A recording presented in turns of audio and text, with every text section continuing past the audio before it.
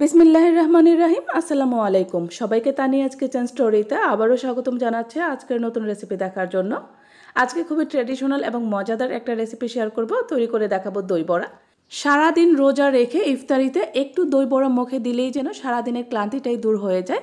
তাই প্রতি রমজানে আমাদের 2-1 দিন হলেও কিন্তু এটা খাওয়ার ইচ্ছা জাগে। আশা করছি সবার কাছে রেসিপি ভালো লাগবে। এর জন্য এখানে আমি 3/4 কাপ অর্থাৎ 1.25 কাপ পরিমাণ খোসা ছাড়ানো মাসকলাইয়ের ডাল সারা রাত পানিতে ভিজিয়ে রেখেছিলাম। কমপক্ষে 5 থেকে 6 ঘন্টা কিন্তু মাসকলাইয়ের ডালগুলোকে পানিতে ভিজিয়ে রাখতে হবে। এখন এগুলোকে খুব ভালো করে কয়েকবার পানি চেঞ্জ করে করে ধুয়ে নিয়েছি।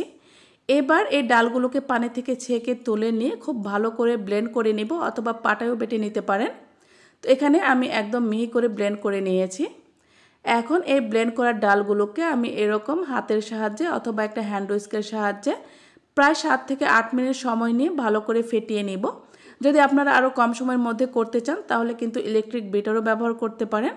তবে একটা হ্যান্ড উইস্কের সাহায্যে আমি ঠিক একদিক থেকে ঘুরিয়ে ঘুরিয়ে এটাকে প্রায় 7-8 মিনিট সময় ধরে এভাবে করে ফেটিয়ে নিয়েছি, যার কারণে এই মিশ্রণটা কিন্তু অনেকটাই ফ্লাফি হয়ে গেছে। আর ব্লেন্ড করার সময় একটা জিনিস মাথায় রাখতে হবে যে পানি যতটা কম ব্যবহার করা যায়। তো এটা ফ্লাফি হয়েছে কিনা এরকম পানির উপরে চেক করে নিচ্ছি। একটা বাটিতে পানি নিয়ে উপরে একটু মিশ্রণ ছেড়ে দিয়েছি, আর যখন দেখবেন এরকম ভেসে উঠবে তখনই বুঝতে হবে এটা খুব ভালো করে ফ্লাফি হয়ে গেছে। এবারে এর সাথে দিয়েছি 1.25 চা চামচ পরিমাণ আদা কুচি করে, আদাগুলো গ্রেট করে নিয়েছি, আর দিয়েছি স্বাদ অনুযায়ী লবণ। এগুলো আবারও ভালো করে মিশিয়ে নিয়েছি। এবার আমি বড়াগুলো ভেজে নেব। এর জন্য চুলায় প্যানে তেল গরম করে নিয়েছি, আর তেলটা সামান্য একটু গরম হয়ে আসলে এর মধ্যে এই মিশ্রণটা এরকম বড়ার শেপে দিয়ে দিচ্ছি। আর প্রতিবার বড়া দেওয়ার আগে অবশ্যই হাতটা ভালো করে ধুয়ে নিতে হবে। আর তেলের বুদবুদ দেখে নিশ্চয়ই বুঝতে পারছেন তেলটা ঠিক কতটুকু গরম হয়েছে। আর চুলার আঁচটাকে রেখেছি মিডিয়াম টু লোতে করে। একটু সময় নিয়ে ভাজতে হবে যাতে করে উপরটা খুব বেশি ডিপ কালার না হয়ে যায়, সেই সাথে ভেতর পর্যন্ত ভাজা হতে পারে। ভেতর পর্যন্ত যখন একদম ফুলে যাবে আর ঠিক এরকম লাইট ব্রাউন একটা কালার আসবে তখন এগুলোকে তেল ঝরিয়ে তুলে নিতে হবে। আপনারা যদি চান এই বড়াগুলো বেশি করে তৈরি করে স্টোর করেও রাখতে পারেন। তো সবগুলো বড়া আমি এভাবে ভেজে নিয়েছি। তো আমি একটা ভেঙে দেখাচ্ছি যে এর ভেতরটা ঠিক কতটা ফ্লাফি হয়েছে, একদম নরম তুলতুলে। এখন এখান থেকে অর্ধেক পরিমাণ বড়া আমি রেখে দেব আরেকদিন দই বড়া খাওয়ার জন্য। এর জন্য ঠান্ডা হওয়ার পর একদম পুরোপুরি ঠান্ডা করে নিতে হবে। তারপর এগুলোকে একটা বক্সে ভরে বেশি দিন সংরক্ষণ করতে চাইলে ডিপ ফ্রিজে রাখতে হবে। আর যদি একদিনের মতো সংরক্ষণ করতে চান বা 2 দিনের মতো তাহলে নর্মাল ফ্রিজে রেখে দিলেই হবে। তো এগুলোকে আমি স্টোর করে রেখে দিয়েছি। আর বাকি যে বড়াগুলো আছে সেগুলোকে ভেজানোর জন্য এখানে আমি পরিষ্কার পানি নিয়েছি। আর অবশ্যই বিশুদ্ধ খাবার পানি নিতে হবে এগুলোকে ভেজানোর জন্য, কারণ বড়ার ভেতর পর্যন্ত কিন্তু একদম পানিটা ঢুকে যাবে। এর সাথে দিয়েছি 1 চা চামচ পরিমাণ লবণ এবং 1 টেবিল চামচ পরিমাণ চিনি। এবারে বড়াগুলো ভিজিয়ে এভাবে ভালো করে সবগুলো বড়া ভিজিয়ে দিতে হবে যাতে করে বড়াগুলো সব দিক থেকে পানিটা সোপ করতে পারে। এটাকে ঢেকে রেখে দিব 1 ঘন্টার জন্য। এরই মধ্যে আমি একটা ভাজা মশলা তৈরি করে নিব। এর জন্য চুলায় একটা প্যানে দিয়েছি 4টা মাঝারি সাইজের শুকনো মরিচ। চুলার আঁচটাকে মিডিয়াম লোতে রেখে মরিচগুলোকে 3 থেকে 4 মিনিটের মতো ভেজে নেওয়ার পর এবার এর মধ্যে দিয়ে দিচ্ছি 1 চা চামচ পরিমাণ আস্ত ধনিয়া। ধনিয়াগুলোকে আমি 1 মিনিটের মতো ভেজে নেওয়ার পর এবার এর সাথে দিয়ে দিচ্ছি 1 চা চামচ পরিমাণ আস্ত জিরা। এবারে সব কিছু একটা সুন্দর ফ্লেভার ছড়ানো পর্যন্ত ভেজে নিব, তবে খেয়াল রাখতে হবে যেন পুড়ে না যায়। তো এগুলো ভাজা হয়ে গেছে। এখন আমি এগুলো চুলা থেকে তুলে নিয়ে পুরোপুরি ঠান্ডা করে নিব। আর যখনই পুরোপুরি ঠান্ডা হয়ে যাবে এগুলোকে আমি গ্রাইন্ডারে গুঁড়ো করে নিয়েছি, পাটায়ও বেটে নিতে পারেন। এখানে আমি 2 কাপের মতো টক দই ভালো করে পানি ঝরিয়ে নিয়েছি। আর দইটা দেখে নিশ্চয়ই বুঝতে পারছেন পানি ঝরিয়ে এটা ঠিক কীরকম ঘনত্বে চলে এসেছে, একটু শুকনো শুকনো হয়ে গেছে। এখন এই টক দইয়ের সাথে দিয়ে দিচ্ছি আমি 4-5 টুকরো বরফ। এই দইটা ফেটানোর আগে বরফটা ব্যবহার করলে পরবর্তীতে দইটা থেকে পানি ছেড়ে দেবে না, আর দইয়ের মধ্যে খুবই ক্রিমি একটা টেক্সচার আসবে। দইটাকে হালকা একটু মিষ্টি করার জন্য এখানে আমি 1 টেবিল চামচ পরিমাণ চিনি ব্যবহার করেছি। দইটা খুব ভালো করে ফেটানো হয়ে গেছে। তো বড়া ভেজানোর জন্য দইটা একদম পারফেক্টলি রেডি।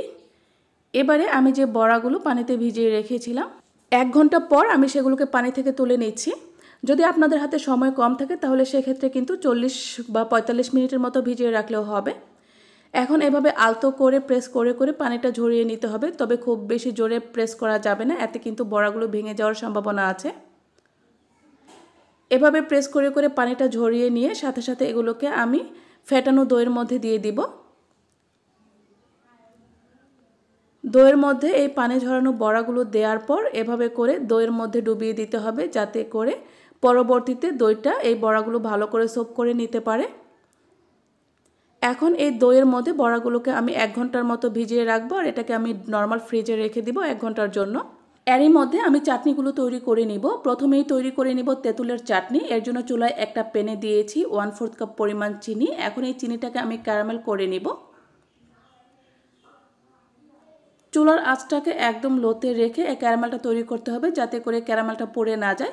খুবই সুন্দর একটা কালার আসা পর্যন্ত এটাকে জাল করে নিতে হবে। তো ক্যারামেলটা কিন্তু প্রায় রেডি হয়ে গেছে। এখন এর মধ্যে আমি দিয়ে দিব তেঁতুলের কাত। অন্যদিকে আমি এখানে 1/2 কাপ পরিমাণ তেঁতুল পানিতে ভিজিয়ে রেখেছিলাম। এখানে 1 কাপ পানিতে আমি তেঁতুলগুলোকে ভিজিয়ে রেখেছিলাম। আধা ঘন্টা ভিজিয়ে রাখার পর তেঁতুলগুলোকে কচলিয়ে এর মধ্য থেকে কাতটা বের করে নিয়ে আমি একটা ছাঁকনির সাহায্যে ছেঁকে নিয়েছি। এখন এই তেঁতুলের কাতটা আমি দিয়ে দিব চিনির ক্যারামেলের মধ্যে। তারপর নেড়েচেড়ে ভালো করে মিশিয়ে নিব। এবারে অ্যাড করে দিব কিছু মশলা। এখানে দিয়েছি 1/2 চা চামচ পরিমাণ লাল মরিচের গুঁড়া, 1/2 চা চামচ পরিমাণ বিট লবণ, 1 চা চামচ পরিমাণ লবণ এবং 2 চা চামচ পরিমাণ চিনি। আমি যে ভাজা মশলাটা রেডি করে রেখেছিলাম সেখান থেকে 1/2 চা চামচ পরিমাণ দিয়ে দিয়েছি। এবার নেড়েচেড়ে ভালো করে মিশিয়ে নিয়ে এই কাতটাকে আমি জাল করে নিব কিছুক্ষণ। আর যখনই এর মধ্যে সুন্দর আঠালো একটা ভাব চলে আসবে তখন এটাকে আমি নামিয়ে নিব। ঠিক এরকম আঠালো হয়ে আসলে নামিয়ে ফেলতে হবে, কারণ ঠান্ডা হওয়ার পর কিন্তু এটা আরও অনেক বেশি গাঢ় হয়ে যাবে। এ পর্যায়ে আমি চুলাটা অফ করে দিয়েছি। এখন এটাকে আমি একটা বাটিতে ট্রান্সফার করে নিচ্ছি। আপনারা চাইলে এই তেঁতুলের চাটনিটা ফ্রিজেও রাখতে পারেন, এতে করেও এর ঘনত্বটা খুবই সুন্দর আসবে। এবারে তৈরি করে নেব ধনেপাতার চাটনি। এর জন্য এখানে আমি 3টা কাঁচামরিচ এভাবে ভেঙে নিয়েছি, আর নিয়েছি 1/2 কাপের মতো ধনেপাতা, সেই সাথে 1 ইঞ্চি পরিমাণ আদা এবং 3-4টা রসুনের কোয়া, 1/2 চা চামচ পরিমাণ বিট লবণ, 1 চা চামচ পরিমাণ লবণ এবং 2 চা চামচ পরিমাণ চিনি। সব কিছু ভালো করে ব্লেন্ড করে আমি গ্রিন চাটনিটাও তৈরি করে নিয়েছি। এরই মধ্যে কিন্তু আমাদের 1 ঘন্টা হয়ে গেছে। এখন আমি দই বড়াগুলো ফ্রিজ থেকে নামিয়ে নিয়েছি। এখন এই দই বড়াগুলো সার্ভ করার জন্য আমি একটা প্লেটে নিয়ে নিচ্ছি। এভাবে করে প্রথমে দই থেকে বড়াগুলো তুলে নিতে হবে। বড়াগুলো দেখে নিশ্চয়ই বুঝতে পারছেন দইয়ের মধ্যে ডুবে থেকে বড়াগুলো সাইজে কতটা বড় হয়ে গেছে, আর ভেতর পর্যন্ত কিন্তু এত বেশি নরম হয়েছে যে এগুলো মুখে দেওয়ার সাথে সাথে একদম মুখের সাথে মিলিয়ে যায়। উপর থেকে আমি কিছু দইয়ের মিশ্রণ দিয়ে কভার করে দিয়েছি। এবার উপর থেকে আস্তে আস্তে ধনেপাতা বা গ্রিন চাটনি, সেই সাথে তেঁতুলের চাটনি দিয়েছি। তারপর উপর থেকে দিয়ে দিচ্ছি কিছু ঝুরি চানাচুর, অথবা যেটাকে আমরা ভুজিয়া বলি। যারা চানাচুর খেতে পছন্দ করে না তারা চাইলে এটা স্কিপ করতে পারেন। সব শেষে দিয়ে দিব আমরা যে ভাজা মশলাটা তৈরি করে রেখেছিলাম সেটা উপর থেকে ছিটিয়ে। আর এই মশলাটা দেওয়ার কারণে কিন্তু এই দই বড়াটা খেতে অনেক বেশি ভালো লাগে। আশা করছি আজকের রেসিপি সবার কাছে ভালো লেগেছে। রেসিপি ভালো লাগলে অবশ্যই ভিডিওটিতে লাইক এবং কমেন্ট করে দিবেন, সেই সাথে আপনার ফ্রেন্ডস এবং ফ্যামিলির সাথে শেয়ার করবেন। সাথে থাকার জন্য সবাইকে অনেক অনেক ধন্যবাদ। আল্লাহ হাফেজ।